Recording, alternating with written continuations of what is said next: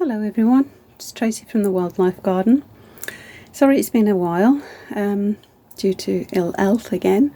Not been great for about 4 weeks, but on the mend again. Yeah, I've got a problem. I have a little problem with my ticker, and it decided to tick or misticks. But it seems to have resolved itself again now, so I'm still living. Today I'm videoing about how my garden is now. I know it's going to stay that way until at least the end of March, not early April. I'll have to see how the winter is. If it's a severe winter, it'll be April probably before I touch it again. I know we're all supposed to, have neat and tidy gardens, but a wildlife garden, it's not a mess. My garden's not, well, I don't think it's a mess. But I feel for the wildlife that I'm trying to attract into my garden, because of where I live, it's an urban garden.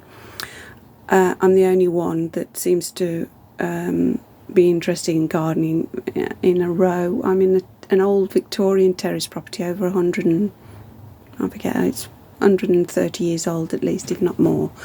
And either side of me, the gardens, there's nothing in them. A bit of lawn, mainly slabbed. When the family's moved in, they're living there now. They've got children. They didn't want to spend time. I can understand they didn't want to spend time gardening. They're not interested in gardening. But the children have got bikes and trampolines, and so everything was dug up, removed, and slabbed and lawned. Now, I've lived here for over 30 years. When we first moved in here, there were all the gardens that are to my right, that includes about 5 properties, were all gardened. And there was trees, there was a little orchard, there were shrubs, rose beds, all sorts. Everybody gardened. And then there's about 4 houses to my left, and again they were all gardened, although my previous neighbour did have shares, I think, in slug pellets, but she did garden.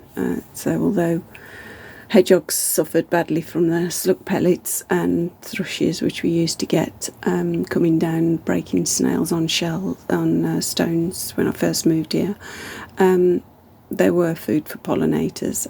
But now it's changed massively. So if you saw an aerial shot of my garden, it literally is an oasis in the middle of nowhere. So I do as much as I can to try and encourage the insects that do visit. My main aim is to encourage insects. It's the bottom of the food chain, and without the bottom of the food chain, it affects everything else.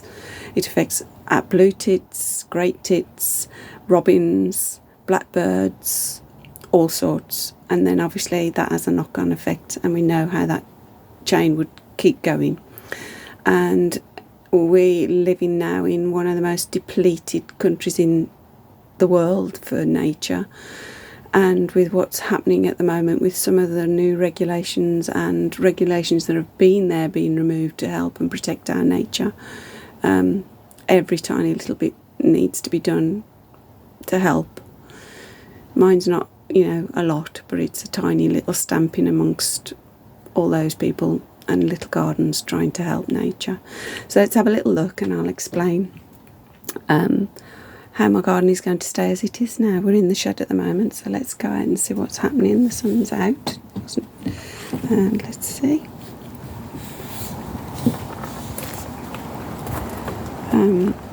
I've done some spring pots for early pollinators, mainly honeybees probably, and bumblebees. Some crocus pots there. But the garden at the moment is full of orb spiders, garden spiders. There's one there, I think you can just about see it. These are really important. Obviously they catch a lot of flies and wasps. For those people who don't like wasps, they'll catch those if they're big enough. This one's munching on a fly at the moment. I can just see the remains of a fly on this one. These are all females, and if you take away the females, the eggs go to. So if she's still carrying her eggs, she will lay her eggs somewhere safe soon. And if I start chopping everything back, most likely I will remove her eggs too. And then that's no spiders next year. So it's important to keep your garden as untouched as possible. The other thing we've got above that spider is seed heads. This is goldenrod. All these seed heads you can see are food for birds. There's another one here. Their little seeds are, if times get hard, they will be eating and relying on those seeds. So all my seed heads are just left. I don't cut anything back. There's seed heads everywhere if we look. It's the most important thing in the garden. Look at this beautiful snail. I know people don't like snails, slugs and snails, but they don't bother me. But if they're eaten, plants are devoured by snails and slugs, I don't grow them. It's not a problem. These are white-lipped garden banded snails. They're gorgeous. Also, obviously, if you leave seed heads, the birds don't eat all of them. Some of them fall to the ground, and you get plants for free next year.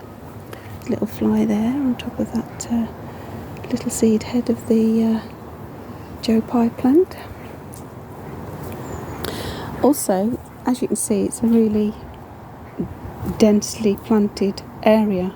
That means all the froglets that emerged from my pond last year have got somewhere safe to hide, because they're food for birds too. Some of the insects have got places to hide. So if you keep the ecosystem going, everything thrives. I put out food for the birds, and I feed the birds regularly, but they're not enough for birds in spring, because those little chicks can't eat fat pellets and seeds. A lot of them rely on caterpillars and insects, spiders. When those baby spiders emerge from that beautiful orb spider that we've just seen, they'll be food for blue tits come spring. You see how it all knocks on. Another important plant to not cut back too soon is ivy. It's covered in wasps at the moment. Our neighbours had a wasp nest in their roof, just on the bay window. We've sat out all through summer. They haven't affected us at all. Obviously wasps won't hibernate, the queen will, but all these wasps, come the first frost, will die. These are all the female workers, maybe the odd male amongst them. They're absolutely loving the pollen from the ivy, and if you're very lucky you might get the beautiful ivy bee visiting your flowers. Berries, I've got lots of berries in the garden. There's this one here, the pyracanthus over there, the rowan. There's a lot of berries on the floor, which is great for any mammals. The rowan has been stripped now. Blackbirds start coming into our country from Eastern Europe. They fly across Europe and come to our country, and I've had 6 or 7 blackbirds recently feasting on the rowan berries. So they've been stripped. They're now starting on the pyracanthus. Having observed birds for a long time, they always start at the top of a shrub or tree. So if I show you the pyracanthus, these are previous berries. They've been stripped, all the top's gone virtually, and all the bottom ones are still there. Obviously they're the least safe for them, with cats and things in the garden, but they will be gone in no time. Just noticed before I started filming a blue tit eating the berries from the rowan tree. So keep all of those. Try not to tidy up too much, and don't dig much. The worms need us to leave the soil alone. The only thing I will do, once autumn has well and truly happened, is I will clear some of the leaves from just this little bit of grass. They'll just go into the borders. I have made leaf mould in the path. in the past, but I won't be this year. So yeah, the leaves will be clear just to stop the grass dying completely. But you know, as I've mentioned in the past, I don't look after it that much. This side, this that stretches down here, you've seen on the videos, I leave that to grow long anyway. And if we look close, we can see stuff coming up for next year. This is an oxeye daisy, big patch there. Oh, there's something here too growing. There's everything. If you look, there's lots of little things growing here. More oxeye daisy. This is a lovely big bunch of cowslips coming up. There's some forget-me-nots. There's some nettled bellflower here. Not sure what this is. This has come up. Not quite sure what that is. So it'll be interesting to see what that turns into. So yeah, everything is coming back, and they're all self-seeded because I don't. You know, I'm mentioning leaving your seed heads on. There's another beautiful shrub, Continista, I think. Look at the berries on that. Wow, beautiful. All red are those. These are great for the smaller birds. The little tip that I was mentioning, just for perfect size for them. So there's another food source.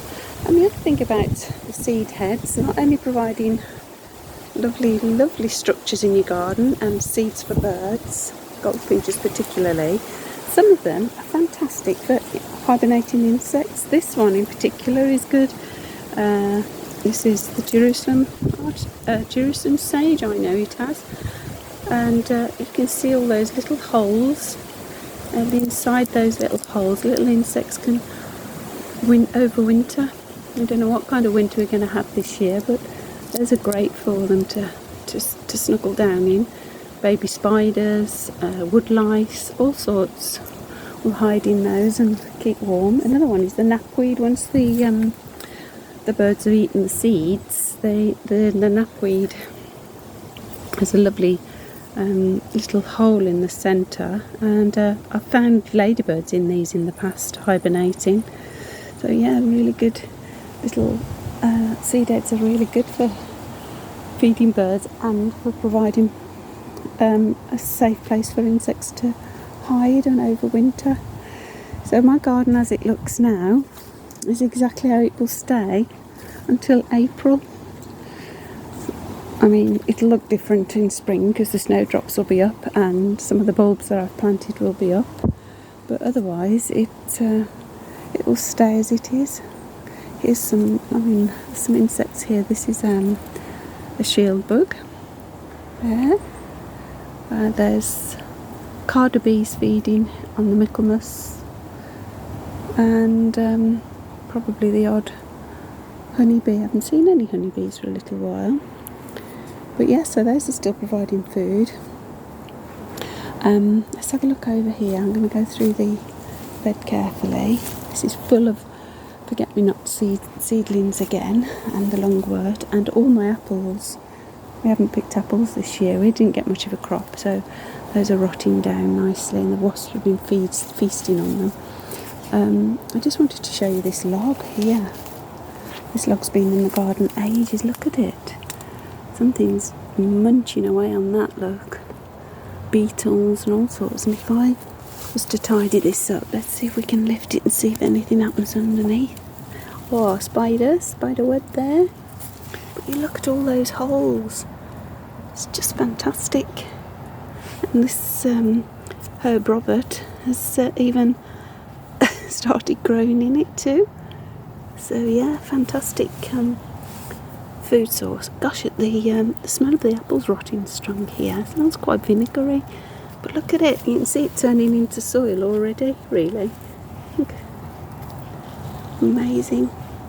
Wood lice will have been feasting on it. Beetles. It's just a wonderful piece of wood. I found this when we went to the woods the one day. It was just, as we came out, just left and I got my husband to pick it up, and has been in the garden ever since, providing food in my garden for insects. Get up carefully, try not to tread on everything. Oh look, here's a ladybird as I speak. There's a 7-spot ladybird there. 8-spot, is it? 8-spot ladybird, sorry. There's a ladybird. They're still in the garden, and their larvae will overwinter.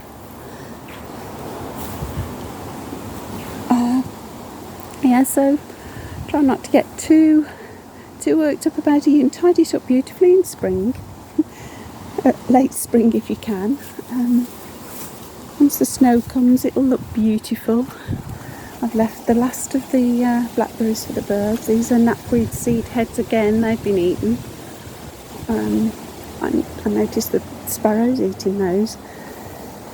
All of this, well, all the nettles they've got seed heads on at the moment, but first frost and that will all just disappear. The blackberry I will cut back late spring, and it always provides us with lots and lots of berries, so it doesn't matter when you cut it back, there's quite a few berries still on, look. There we go. Those are for the birds now. We've had our feasts from them. Yeah, so this, as you know, I call it the sort of wilderness because I don't do anything here. The rhubobs, giants, dockweed, dockleaf are growing, docks are growing. The long clumps of grass are great for hibernating queen bees. This is the only structure I'm a bit worried about in the garden. This is an elder. As you can see, it's dead virtually. There's a little bit of growth in it, but I'm worried that the ivy now has got so top heavy it'll perhaps come down in a storm this year. I'm just hoping it doesn't destroy my compost bins, because it will land on those. But we'll have to see. Nature is nature. Yeah, and up to the dead hedge. Ivy's really growing up the dead hedge now. It's halfway up it really. I shall pollard the ash there. That's that great big tall ash, and that's the growth this year. So pollard that ash in spring. But yeah, everything else is left to just decompose. Hoping there, under there, we'll get a fox, but we'll have to wait and see on that one. I've had them in the past. Oh, sorry, just disturbed a little wren. Oh no, it's a robin, little robin. They love these little dead hedges and the wrens. So you can see how, because I'm up the hill now, go down the hill now. Carefully.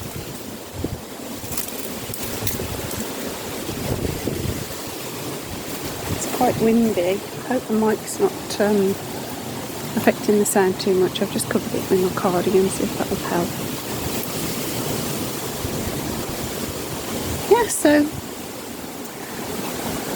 you spend less and less time in your garden in winter anyway, so but I think the important thing to note is that your garden, they're lovely for you, but you're on the outside of the world, you know, on the edge of the world here, on the outside, the outer crust, and we've got our little cave at the bottom there that we can snuggle in and keep warm in and put heating on if we need to. Anything out here can't turn the fire up, can they? So all of this growth is their fire. It's their protection. They've got places to snuggle down in and protect themselves from any harsh winter that might come. The way things are going at the moment, our winter's becoming less and less harsh, but yeah, we still will get days when it snows, and we'll still get days when we get frost. And this is their world out here that I share with them. So I don't want it, you know, all chopped down and food free. Just looking at oh yeah, this is just beginning to produce its flower heads. Oh, it's quite late this year, can you see? These are the flower heads. There'll be beautiful yellow flowers on there by November. Oh, there's quite a few, and see some more there. Look, a crop there. And I can see another, oh, quite a lot. I did give it a trim because these can get really big, and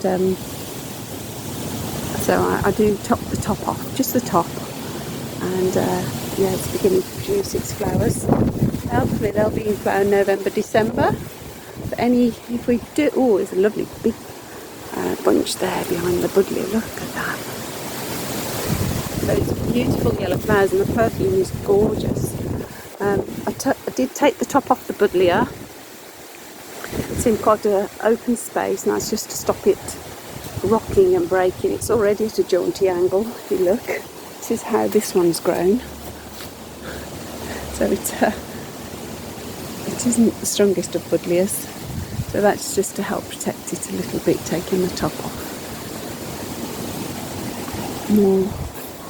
More ivy flowers, beautiful bunch there, flowers, more to come. And of course, once the flowers are finished, you get those lovely blackberries on there, which is even wonderful. The blackbirds love them, the pigeons love them.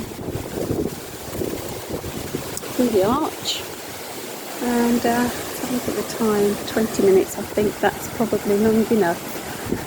So yeah, if you can, try and hold back.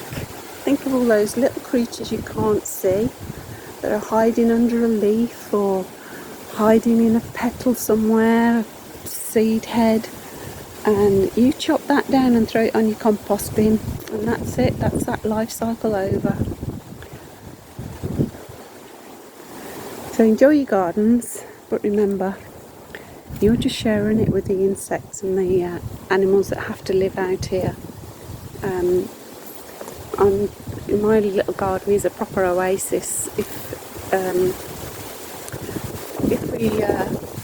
we were to pan up, if I had one of those, whatever those things are that people pan up, you would see, although we've got lots of ash trees around us, and some of those have died, we've lost 2 to ash dieback, and this one seems to be affected now. It's a bit bright, but you can see she's dying at the top. It's a female, that one. And the big strong male tree seems to, although it's thin, it has come back this year. I'm hoping that's coping. But if we looked up, even with the houses at the bottom now, there's a row of houses at the bottom, none of them garden. Nobody gardens here now. That's here we've got 1, 2, 3, 4, 5, 6, 7, 8, 9, 10, 11 houses, and I'm the only one that gardens. So yeah, it's sad. When I'm gone, I'm sure this will all be concreted too.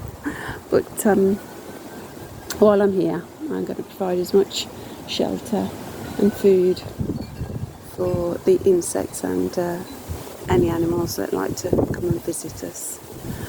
So look after your gardens, look after yourselves, and remember, it starts with the small things.